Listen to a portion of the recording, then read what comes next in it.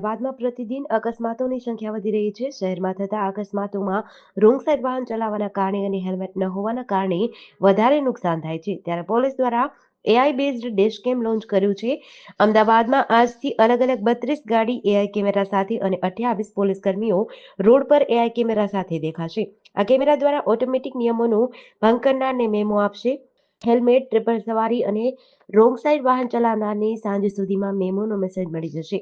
શહેરમાં પોલીસ દ્વારા છેલ્લા કેટલાક દિવસથી હેલ્મેટ વગરના વાહન ચાલકો સામે કાર્યવાહી કરવામાં આવી રહી છે. હવે પોલીસ દ્વારા એઆઈ બેઝડ ડેશ કેમ લોન્ચ કરાયો છે. આ ઉપરાંત પોલીસ કર્મીઓને પણ એઆઈ બેઝડ કેમેરાવાળો મોબાઈલ આપવામાં આવશે, જેનાથી માત્ર મોબાઈલ શરૂ થતાં જ ઓટોમેટિક નિયમ ભંગ કરનારને મેમો આપવામાં આવશે.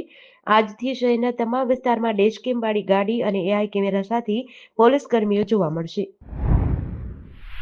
રાજ્યભરમાં ચકચાર જગાવનારા ખ્યાતિકાંડ મામલે ગુનો નોંધાયા બાદ ભૂગર્ભમાં ઉતરી ગયેલા ડોક્ટર સંજય પટોડિયાને પોલીસે ઝડપી પાડ્યો છે. ડોક્ટર સંજય પટોડિયાએ કરેલી આગોતરા જામીન અરજી મંગળવારે રદ થઈ હતી.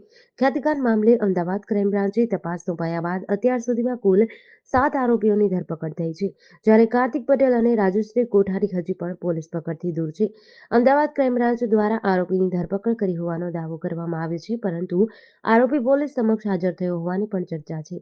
કારણ કે મોટા ગુનાના આરોપીઓને ક્રાઇમ બ્રાન્ચે 24 કલાકમાં પકડી પાડ્યા છે. જ્યારે ખ્યાતિકાંડના આરોપી ડોક્ટર સંજય પટોડિયા, જે ક્રાઇમ બ્રાન્ચના જણાવ્યા અનુસાર રાજકોટમાં છુપાયો હતો અને અમદાવાદના ગોતામાં મિત્રને મળવા આવ્યો ત્યારે તેને લોકેશનના આધારે ઝડપી પાડ્યો હતો. ડોક્ટર સંજય પટોડિયા સામે ગુનો નોંધાયાના 24 દિવસ બાદ તે ઝડપાયો છે. પંજાબના પૂર્વ ડેપ્યુટી સીએમ સુખબીરસિંહ બાદલ પર બુધવારે સુવર્ણ મંદિરના ગેટ પર ફાયરિંગ થયું હતું, જો કે ગોળી દિવાલમાં લાગી હતી, જેમાં તેઓ માંડ બચ્યા હતા. આ ઘટનાનો વિડીયો સામે આવ્યો છે. હુમલાખોર હાથમાં પિસ્તોલ લઈ સુખબીર બાદલ પર દોડ્યો હતો અને ફાયરિંગ કર્યું હતું. જો કે આ દરમિયાન ત્યાં ઉભેલા સુરક્ષાકર્મીઓએ હુમલાખોરને દબોચી લીધો હતો અને પિસ્તોલ છીનવી લીધી હતી. સુરક્ષાકર્મીઓએ સુખબીર બાદલને ઘેરી લીધા હતા. ઘટના બાદ સુવર્ણ મંદિરની બહાર સુરક્ષા વધારી દેવાઈ છે. ફાયરિંગ કરનાર વ્યક્તિની ઓળખ ગુરદાસપુરના ડેરા બાબા નાનકના રહેવાસી નારાયણસિંહ ચોડા તરીકે થઈ છે. તે દલ ખાલસાનો સભ્ય છે. પંજાબના અમૃતસરમાં બુધવારે સવારે પૂર્વ ડેપ્યુટી સીએમ સુખબીર બાદલ પર જીવલેણ હુમલો થયો હતો. ભાવનગર જિલ્લાના ઘોઘા તાબેના લાખણકા ગામે સરકારી પ્રાથમિક શાળામાં એક શિક્ષકે 5મા ધોરણમાં ભણતી બાળકી સાથે અડપલા કર્યાનો આક્ષેપ બાળાએ કરતા ચકચાર મચી છે. ગ્રામજનો આ લંપટ શિક્ષકને લઈને ઘોઘા પોલીસ મથકે પહોંચ્યા હતા. સમગ્ર બનાવ અંગે પ્રાપ્ત વિગત અનુસાર ઘોઘા તાબેના લાખણકા ગામે પ્રાથમિક શાળામાં ધોરણ 5માં અભ્યાસ કરતી એક બાળકી છેલ્લા 2 દિવસથી શાળાએ અભ્યાસ માટે જતી ન હોય તેના વાલીએ શાળાએ ન જવાનું કારણ પૂછતા બાળકીએ તેના વાલીને જણાવ્યું કે શાળામાં ભણાવતો રમેશ નામનો શિક્ષક શાળાના સમય દરમિયાન તેના શરીરે અસહજ રીતે સ્પર્શ કરતો હોવાનું અને ગેરવાજબી ભાષા સાથે વાત કરતો હોવાનું જણાવ્યું હતું. મોટી સંખ્યામાં એકઠા થયેલા ગ્રામજનો શાળાએ પહોંચ્યા અને શિક્ષક તથા આચાર્ય સાથે બોલાચાલી કરી. આ દરમિયાન ગ્રામજનોએ શિક્ષક રમેશને લઈને ઘોઘા પોલીસ મથકે દોડી આવ્યા હતા. સૌરાષ્ટ્ર યુનિવર્સિટીમાં 5 થી 7 ડિસેમ્બર દરમિયાન 53મો વાર્ષિક ખેલકૂદ મહોત્સવ યોજાશે, જેમાં યુનિવર્સિટી સંલગ્ન 70 કોલેજના 1800થી વધુ વિદ્યાર્થીઓ ભાગ લેશે. દોડ, કૂદ અને ફેંકની અલગ ઇવેન્ટ ભાઈઓ અને બહેનો માટે યોજાશે.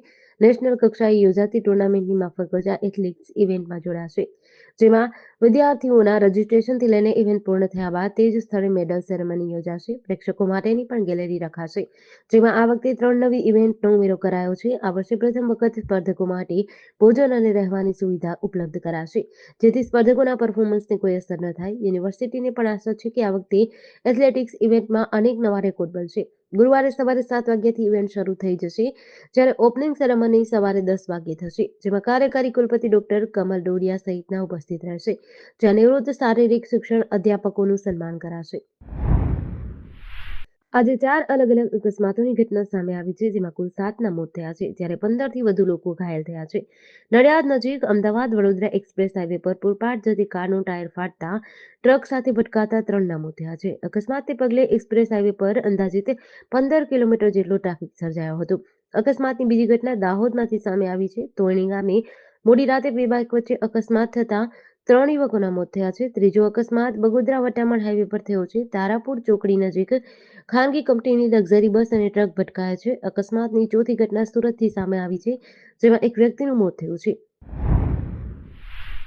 બાંગ્લાદેશમાં જે રીતે હિન્દુ ઉપર અત્યાચાર વધી રહ્યા છે તેને જોતા સમગ્ર વિશ્વના હિન્દુઓનું લોહી ઉકળી ઉઠ્યું છે. અત્યાચાર સામે લડી લેવા માટે નવસારી જિલ્લા સહિત સમગ્ર ગુજરાત રાજ્યમાં આજે રેલી સાથે આવેદન આપવાનો કાર્યક્રમ યોજાયો છે. જેના ભાગરૂપે નવસારી શહેરના ફુવારાથી કલેક્ટર કચેરી સુધી રેલી યોજી હિન્દુ સંગઠનોએ રજૂઆત કરી હતી. નવસારી શહેરમાં આવેલા ફુવારા વિસ્તારમાં રેલી અગાઉ એક ધર્મસભા યોજાઈ હતી, જેમાં કઈ રીતે બાંગ્લાદેશમાં રહેતા હિન્દુ મહિલા, પુરુષો અને બાળકો ઉપર અત્યાચારો સહિત દુષ્કર્મની ઘટનાઓ રોજ પ્રકાશમાં આવી રહી છે તેને જોતા ભારત દેશમાં રહેતા હિન્દુઓનું લોહી ઉકળી રહ્યું છે. ખાસ કરીને બાંગ્લાદેશમાં રહેતા ઇસ્કોન સંપ્રદાયના લોકો ઉપર વધી રહેલા હુમલાઓની નોંધ સમગ્ર વિશ્વમાં લેવાય છે. જેથી અત્યાચારો તાત્કાલિક બંધ થવા જોઈએ તે માટે હિન્દુ સંગઠનોની અલગ અલગ ભગીની સંસ્થાઓ આ કાર્યક્રમમાં જોડાયા છે. બીઝેડ પોન્ઝી સ્કીમમાં સીઆઈડી ક્રાઇમ બ્રાન્ચમાં બીઝેડના સીઈઓ સામે ફરિયાદ નોંધાયા બાદ સીઆઈડીની અલગ અલગ ટીમો તપાસમાં લાગી ગઈ છે. હિંમતનગરના બીઝેડ સાથે જોડાયેલ અને દસ્તાવેજ કરનાર કમલેશ ચૌહાણ પરિવાર સાથે એજન્ટ ધવલ પટેલ પણ ગાયબ થઈ ગયો છે.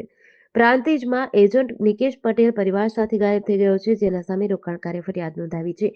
ત્યારે સીઆઈડી ટીમે હિંમતનગરમાં ધવલ પટેલ અને પ્રાંતિજમાં નિકેશ પટેલના માતા પિતાના નિવેદન લીધા છે. સીઆઈડી ક્રાઇમ બ્રાન્ચમાં બીઝેડ સામે કાર્યવાહી શરૂ થયા બાદ પ્રાંતિજમાં એજન્ટ નિકેશ પટેલ પાસે પલ્લાચર ગામના સુરેશ વણકરે ફરિયાદ નોંધાવ્યા બાદ સીઆઈડી ટીમ મંગળવારે મોડી સાંજે પ્રાંતિજમાં એજન્ટ નિકેશ પટેલની બંધ ઓફિસનું પંચનામું કર્યા બાદ કટરથી તાળા કાપીને ખોલ્યા હતા. જ્યાં 1 કલાકમાં સીઆઈડીએ જરૂરી કાર્યવાહી ફરિયાદીને સાથે રાખીને કરી હતી. ત્યારબાદ સીઆઈડી ટીમ પરત ગાંધીનગર જતા પ્રાંતિજના કતપુર ગામના નિકેશ પટેલના ઘરે પહોંચી હતી, જ્યાં નિકેશ પટેલના માતા પિતાના નિવેદનો લીધા હતા. સુરતમાં સતત આપઘાતના બનાવો સામે આવે છે, ત્યારે કપોદ્રા વિસ્તારમાં એક યુવકે નગર પ્રાથમિક શિક્ષણ સમિતિની શાળાના ગાર્ડનમાં આવેલ હિંચકાની સાંકળથી ગળફાંસો ખાઈ જીવન ટૂંકાવ્યું છે. શાળાના ગાર્ડનમાં આપઘાતના બનાવને લઈને સમગ્ર વિસ્તારમાં ચકચાર મચી છે. સ્કૂલમાં રહેલો સિક્યુરિટી ગાર્ડ રજા પર હોવાનું જાણવા મળ્યું છે. કાપોદ્રા વિસ્તારમાં આવેલા હીરાબાગ ખાતે નગર પ્રાથમિક શિક્ષણ સમિતિ શાળામાંથી અજાણ્યા વ્યક્તિની લટકતી લાશ મળી હતી. ડોક્ટર વિક્રમ સારાભાઈ પ્રાથમિક ક્રમાંક નંબર 136 નગર પ્રાથમિક શિક્ષણ સમિતિ કુમાર શાળા અને કવિશ્રી રાજેન્દ્ર શાહ ક્રમાંક નંબર 143 કન્યા શાળામાં સવારે સ્કૂલ ખોલવામાં આવતા જ આ પ્રકારના દ્રશ્યો સામે આવ્યા હતા, જેના પગલે સ્કૂલનો સ્ટાફ અને વિદ્યાર્થીઓ હેબતાઈ ગયા હતા. સ્કૂલમાં આવેલ ગાર્ડનની અંદર હિંચકાની સાંકળ સાથે યુવકે ગળફાંસો ખાધો હતો. રાજકોટના દર્શનાર્થીઓ આજરોજ દ્વારકા દર્શન કરવા જતા હતા, ત્યારે કુરંગા ગામ નજીક તેમની કાર રોડની એક તરફ ઉતરી જતા સર્જાયેલા અકસ્માતમાં 5 મુસાફરોને ઈજા થઈ હતી. પ્રાપ્ત વિગત અનુસાર દ્વારકા દર્શન કરવા જતા રાજકોટના પરિવારજનો આજે તેમની વોક્સવેગન મોટરકારમાં જતા હતા. કોઈ કારણસર તેમની કાર કુરંગા ગામ નજીક આવેલ પુલ નીચે બેરિકેડ તોડીને કાદવમાં ઉતરી ગઈ હતી. અકસ્માતમાં કારનો બુકડો વળી ગયો હતો. આ ઘટનાની જાણ થતાં 108નો કાફલો દોડી આવ્યો હતો. ઘવાયેલા મુસાફરોને ફ્રેક્ચર સહિતની ઈજાઓ થવાનું ખુલતા 2 દર્દીઓને દ્વારકા તેમજ 3 દર્દીઓને લીંબડી હોસ્પિટલે ખસેડાયા હતા.